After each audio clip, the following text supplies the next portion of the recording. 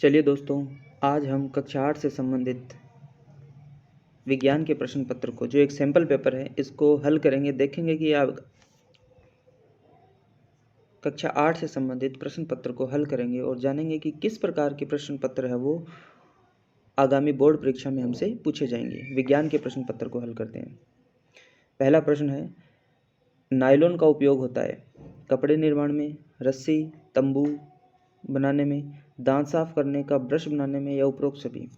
तो इसका उत्तर हो जाएगा उपरोक्त सभी। ठीक है। अगला प्रश्न है अपना कि वाहन के लिए कौन सा ईंधन कम प्रदूषक है? डीजल, संपीड़ित प्राकृतिक गैस, पेट्रोल, द्रवित पेट्रोलियम गैस। तो इसका उत्तर हो जाएगा बी। क्या हो जाएगा? बी, संपीड़ित प्राकृतिक गैस यानी CNG, कंप्रेस्ड नेचुरल गैस। इसमें कार्बन की मात्रा कितनी होती है? 1 होती है। तो सबसे कम प्रदूषक संपीड़ित प्राकृतिक गैस है। चलिए बढ़ते हैं अपने अगले प्रश्न की ओर। सोने चांदी को पिघलाने हेतु सुनार ज्वाला के जिस क्षेत्र का उपयोग करते हैं वह है। तो ज्वाला का उपयोग करता है वो होता है सबसे बाहरी क्षेत्र। कौन सी? सबसे बाहरी क्षेत्र। तो ए ऑप्शन सी हो जाएगा। ये नीले कलर की होती है और इसमें ऊर्जा की मात्रा सबसे ज़्यादा होता है, सबसे ज़्यादा होती है। अगले प्रश्न पर चलते हैं। निषेचित अंडा युग्मनज कहलाता है। बिल्कुल सही बात है। निषेचित अंडा क्या कहलाता है? युग्मनज। सत्य कथन है ये, ट्रू। किशोरावस्था में लंबाई में वृद्धि होती है। बिल्कुल, किशोरावस्था में जो है लंबाई में वृद्धि होती है और मांसपेशियां भी अचानक से वो सुदृढ़ सुडौल मजबूत होने लगती है। छठा प्रश्न है, यदि आप घर के बाहर है तथा भूकंप आ जाए तो आप घर के अंदर जाओगे? बिल्कुल नहीं, बिल्कुल नहीं, ये एक फाल्स कथन है। अंदर जाएंगे तो भूकंप के कारण बिल्डिंग के गिरने का खतरा है। हम किसी सुरक्षित स्थान पर चले जाएंगे, ऐसे स्थान पर जहाँ पर है वो मकान वगैरह में खुले स्थान पर चले जाएंगे। अगला प्रश्न है, यदि आपके घर या आसपास आग लग जाए तो आप नियंत्रण के लिए क्या करेंगे? पहली बात तो फायर ब्रिगेड को कॉल करेंगे, फायर ब्रिगेड को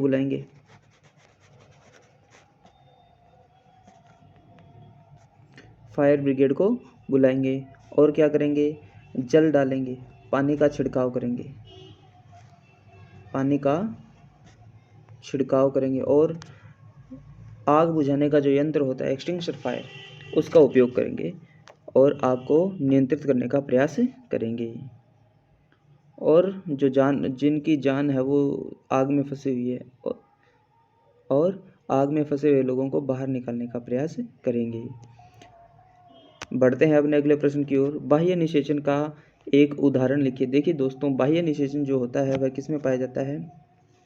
मेंढक में पाया जाता है, स्टारफिश में पाया जाता है। लेकिन ये होता क्या है? बाह्य निषेचन होता क्या है?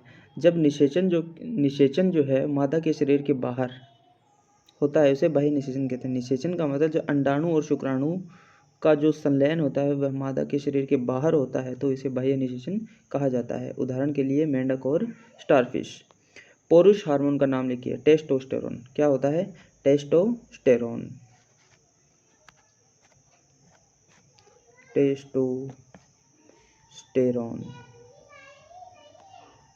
ये एक पुरुष हार्मोन होता है। 10वां प्रश्न है, दो बादलों के चित्र बनाकर उनमें आवेश को दर्शाइए। देखिए, बादल जो होते हैं,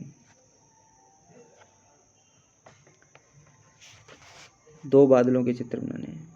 देखिए, सबसे पहले जब भी थंडरस्टॉर्म आता है ना, तो सबसे पहले जो बादल का ऊपरी एज होता है, अपर एज ऑफ द क्लाउड, उसके अंदर पॉजिटिव चार्ज रहते हैं। कौन से चार्ज? और जो इसके निचला पार्ट होता है उसके अंदर क्या हो जाता है? नेगेटिव। नीचे की तरफ नेगेटिव चार्ज इकट्ठे हो जाते हैं। इसी प्रकार पॉजिटिव और नेगेटिव। और ये जब पॉजिटिव और नेगेटिव आपस में मिल जाता है, क्योंकि इसमें एयर है, एयर जो होता है वो पुअर कंडक्टर होता है इलेक्ट्रिसिटी का, और जब ये चार्ज की मात्रा ज़्यादा हो जाती है तब ये पॉजिटिव और नेगेटिव आपस में मिल जाते हैं, और मिलने से क्या होता है? लाइट उत्पन्न होती है, तगड़ी वाली। और ये लाइट और एक साउंड उत्पन्न होता है, बिजली कड़कने के साथ एक आवाज़ आती है। इसे ही कहते हैं थंडर स्टॉर्म। क्या कहते हैं? Thunder storm. ये उत्पन्न होता है। ये बादलों के चित्र है। ऊपर की ओर पॉजिटिव चार्ज, नीचे की किनारे की तरफ नेगेटिव चार्ज। दो बादल आपस में है वो मिल सकते हैं, जुड़ जाते हैं, जिससे इसे कहते हैं डिस्चार्ज होना। सौर परिवार का सबसे बड़ा ग्रह है बृहस्पति है, इसका चित्र बनाइए। सोलर सिस्टम आपको याद होगा, सबसे भीतर है वो सन होता है, उसके चारों ओर है वो, उसके बाद में बुध, शुक्र, फिर पृथ्वी और मंगल के बाद में जो है वो बृहस्पति ही होता है। तो उसका डायग्राम आप बना सकते हो। ठीक है दोस्तों, सन, उसके चारों बुध, फिर शुक्र, फिर पृथ्वी के बाद में मंगल के बाद में सब जो बाहर की तरफ होता है वो होता है बृहस्पति। ये है बृहस्पति। तो ये चित्र इस प्रकार आप चित्र है वो बना सकते हो बृहस्पति का भी। नाइट्रोजन चक्र का चित्र बनाइए।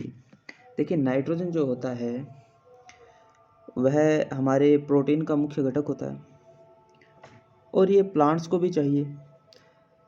तो देखिए नाइट्रोजन चक्र के बारे में कि मिट्टी के अंदर जो होता है नाइट्रोजन कंपाउंड पाया जाता है। नाइट्रोजन के कंपाउंड कौन, नाइट्रोजन यौगिक के रूप में पाया जाता है। यहाँ से इसको कौन ले लेगा, प्लांट से कौन खाएगा इसको, एनिमल का, एनिमल से किस में जाएगा है, और प्लांट से फिर किस में जाएगा, एनिमल में जाएगा, मनुष्य में भी आ जाएगा।